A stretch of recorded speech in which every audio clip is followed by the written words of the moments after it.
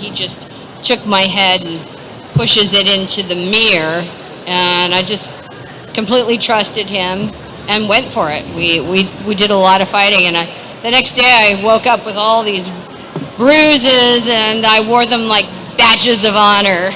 Yeah. I'm a makeup artist and a monster maker, so I'm on the other side of what the actors go through, but I'm usually the person that's putting the actors through the torture like what you described. In Friday the 13th, Part 4, the final chapter, and I'm, supposed to be comfortable. I couldn't handle it. And Judy is like singing and like, how are you doing this? And it was hours and hours that she was in that rig. And now I see that she uses that for photo ops, where she's got the raft and you could get your picture taken. They're very clever. Anyway, that was one of my early experiences in dealing with how much you actors go through to put this stuff on the screen. All right, that was good. Thank you guys on all that. Now, our dear friend Jason Voorhees over here. CJ, can I call you Jason Voorhees? Is that all right? So, the one thing that I really liked about you was you were the one that brought the movement and the life of Jason to life. Everything, the actual movement and the way that he moves all over the place, and it became an iconic scene in the way that he worked. Now, how was that inspired by you to actually make the character move like that? What inspired you to do that?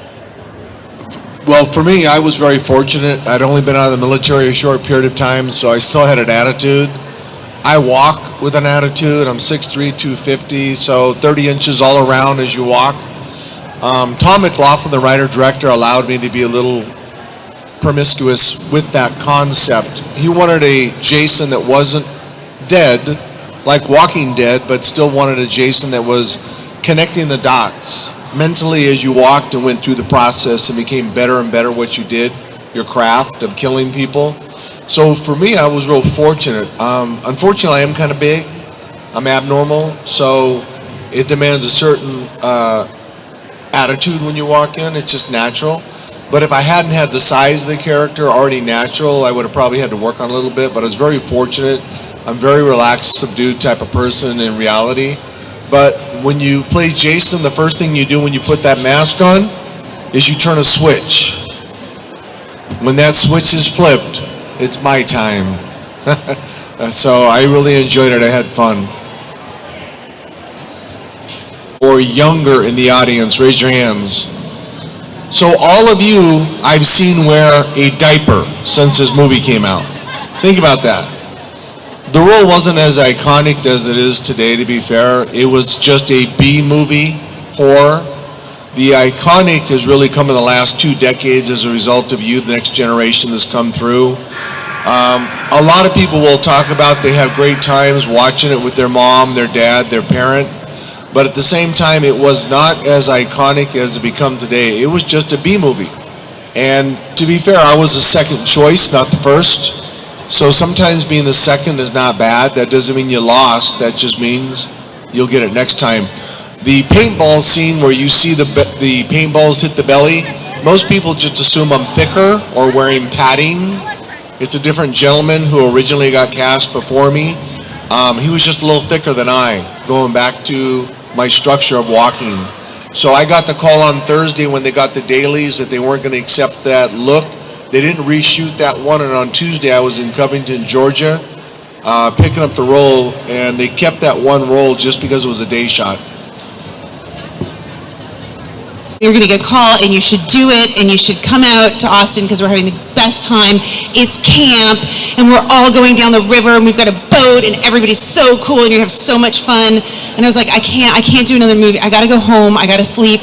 I got to recover because it was like a really physical movie. I had scars everywhere, and they said, and he said, no, you don't understand. This is the best, and we're staying at the Four Seasons. And I said, oh, and I was like in a really crappy motel at the time, and I said, I want to go to the Four Seasons. And that sounds. I didn't even know what the film was yet because everything was, secret. And then, so they worked it out with the producers of the film I was on, and then I found out what it was, but I was so tired. They put me on a plane. We went to Austin, Texas, and we drove right by the Four Seasons, and we went to set, and they were losing the location, and they had to shoot me doing all my stuff like in a compressed period of time, and they just threw me in, and they dyed my hair, and they threw me in some clothes, and they just threw me out there, and I didn't know what happened. Like, I remember at some point just being absolutely terrified. Like, I think I was just terrified and tired. I didn't even have to act. And then it was later, it wasn't until, I barely even got to know anybody. It wasn't even until, like, I think the premiere when I started getting to know them. But then when I realized what we had just made, and then subsequently, though, we really became a good friend group and a family, and it's now been years and years, and they're some of my dearest friends. So it's just interesting because it was kind of backwards. Like, I just really missed out on the camp part. The fun part. I can give you a quick story that relates to, hardship. And again, this is appreciating the actors is what I'm about to do here. You guys have seen the movie Aliens, Aliens?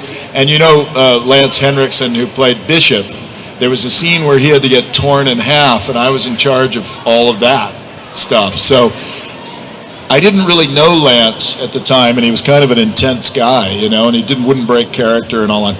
But I had to put him in a lot of different rigs, and one of the things he had to do was spit white android blood, which was milk.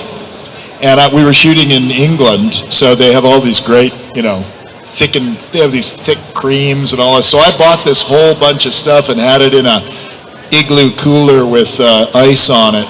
And I thought, yeah, that'll do. And we shot so much of it, and Cameron shoots, and I was running out of the milk. So there's a tea trolley there because it's England, and that's what they do. They drink tea all the time. And I'm like, it's afternoon now or heading into evening. So I just go, I'm grabbing that bottle. And I grab a bottle and I give it to him. And we get through the day and everything's fine. And the next day Lance shows up and he looks terrible.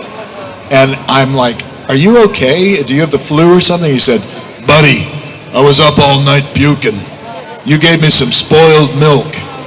And I was like, oh shit. So I had to make sure that my new supply, right? And I couldn't figure it out. I just thought I had screwed up, But Lance was such a great guy. I said to him, oh, I'm so sorry about this, And I was, very young, and I thought, this guy could get me fired. And he said, you know what? I'll use it. I'm going to use it. And he said, how do you think Bishop feels while he's getting torn in half? You think he feels good? And I was like, I don't know, but thank you for letting me keep my job. Really complex stuff. I mean, we did a queen alien that was 20 feet tall and had 72 points of hydraulic movement and servo. But I will say that one of the most difficult shows that I worked on was Mortal Kombat in, I think, was that 93, 94? So Goro with, the 4 arms, that was a suit that was worn by Tom Woodruff Jr., and he was the lower arms and legs, and he put on this foam latex suit, and inside it was these mechanical arms and a mechanical torso and an articulated head that could lip sync and have facial expressions and dilating eye pupils and all that stuff. And it weighed about 150 pounds on him, and he had to wear it and do fight scenes. And then we got to set, and the sets were really cool, but one of the features where they had these like 2-foot deep pools of water at random places. And Tom couldn't see anything. All he could look at was a little TV screen inside the suit.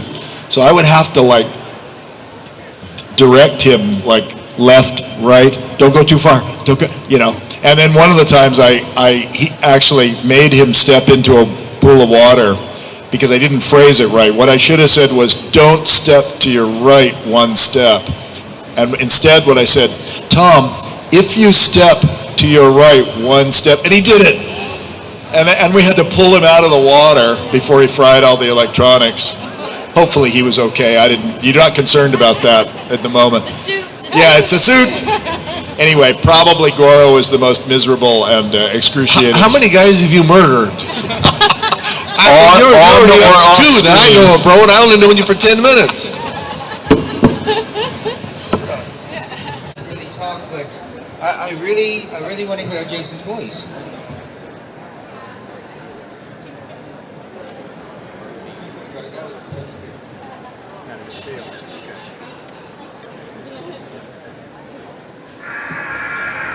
What was it like? How did you feel when you had to stand on top of the burning RV? Was that freaky, or what was that like? What was it like standing on the burning RV? There's a scene where I have to break through the door and stand on the RV and come to the end. Actually, it was pretty awesome. It was right at the end of the night. Sun's coming up. We got one more shot before the sun busts through and we're out of business for the night. So I had squatted down inside the motor home after it flipped and just hit it with my fist, and surprised the shit out of me. It flew. I stepped out without falling over on myself because they had boxes for me to step out of. I just walked to the end, and as you indicated, you can't see anything, so there's no perception depth, nothing.